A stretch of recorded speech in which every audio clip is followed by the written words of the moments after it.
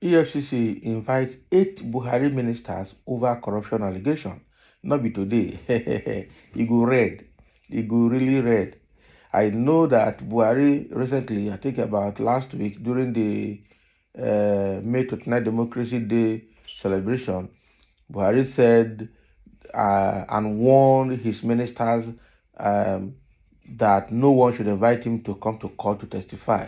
If anybody does that, the person will bear the consequence. It was a very serious and stern warning on his people.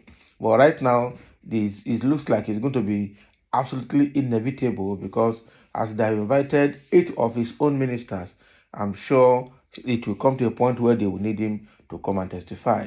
Even the FFK and the what is his name, Faces Kayamo, that all those ones that are always rattling everybody in the public, with time will come, they will also be invited to come and also say what they know or confess their part. I'm sure it will get to that point. So 8 of Buhari's ministers have been invited to the court to come and testify amid the ongoing corruption investigations with wow.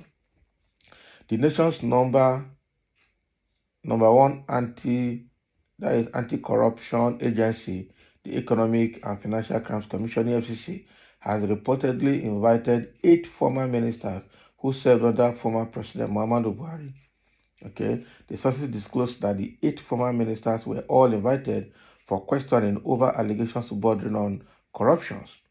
The invitation letters, according to sources, requested the former top government official to come and explain how they spent funds allocated to their ministries on some designated projects when they held sway at their respective positions.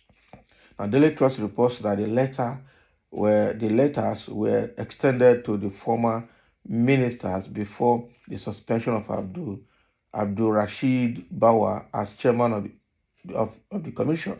The anti-graft agency had commenced investigations.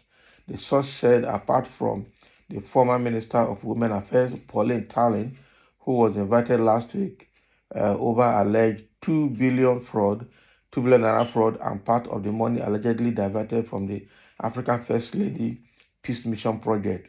Okay, about 7 others have also been invited. Wow.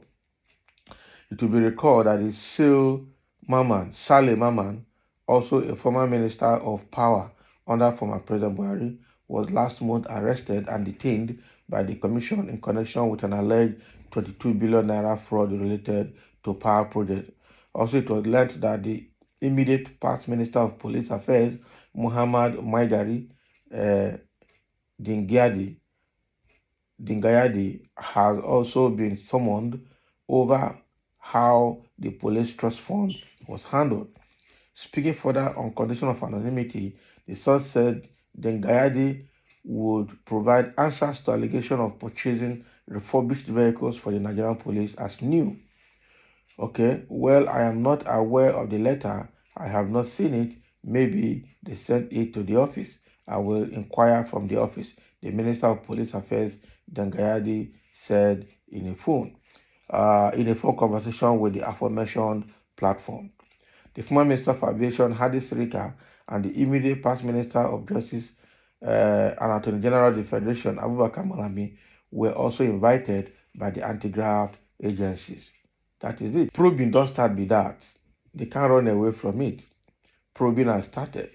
So when people are doing something, they will do it with impunity, thinking they will be, or forgetting that they will not be in the office forever. Okay, now they have left with all that they have done. Now they have been probed, and it's better to root them out from wherever they may be, because the corruption under Buhari has gone to distinction. It's the worst of its kind in the history of Nigeria. That is truth. And Buhari, obviously, I'm sure he didn't know a lot of these things that happened, because the way he walked, he will say he's delegating. I'm not sure something is a sign that he knew what he signed as well. And that is going to be very, very bad for him. Now, he's warning them that nobody should invite him to court to testify. He cannot run away because he will come to court to testify. That is the truth. Even his personal assistant, popularly called Tunde, will obviously be invited at a point, because I'm sure his name is also beginning to come out. So EFCC and the inside top is telling us that all these invitations were already made under Bawa as the EFCC chairman before he was suspended by Tinubu. The only concern I have with this probing that Tinubu has started is, how am I sure that he might not be roped into some of these probes? Or is it just going to be kangaroo probe that after a while the whole matter will die? Because Nigeria will call 20 people for probing, only one will be indicted or will be prosecuted, the rest will be set free. They will say there's no case, he lacked jurisdiction, technicalities, and all forms of legal jargons will come in, and then they will be set free. But my fear is Tinubu has clean enough to go into this investigation battle that he's going into? Can he survive it? Will he not be roped into it? Or is he going to scatter his cabinet? Because most of the people are still, some of them that are going to be investigated still have people currently in power, especially in the civil service. So I don't know how that is going to play out for him. But the question remains that all this Tinubu is doing as well is not going to earn him the kind of public pity that he's looking for, because we understand that the kind of evidence appearing in the court, both provided by both Labour Party and PDP, they are so weighty that Tinubu may not survive the situation. So let him be doing what he's doing first, and then while investigation, that's why the tribunal case will be going on. But the fact remains that the people that stole under Buhari's government are so many. There are so many that even Buhari and his wife will not be exempted. That is the truth.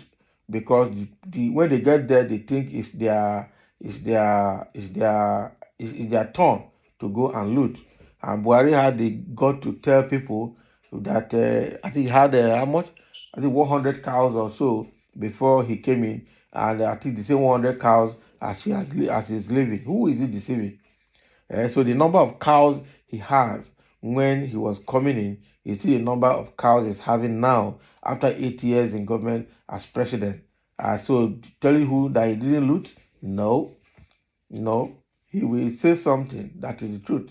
The only problem I have with this country is that they don't like going after previous president. They will go after every other person, but not the previous president. I think somebody has to break that tradition at some point and get US as big as United States that are dragging former President Trump. So there's no reason why former presidents here cannot be dragged. China and some other countries are dragging their previous leaders and presidents if there's any need for so.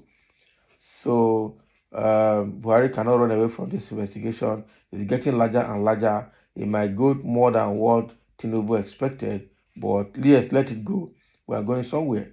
I know that God is probably going to use it to expose some things and also use it to incapacitate some people so that we can get free from this democracy of money, politics of money, and corruption. So thank you for listening, and let's have a comment. This is exactly what is happening. 8 of Buhari's ministers have been invited by EFCC for questioning over corruption allegations in their various ministries that they handled.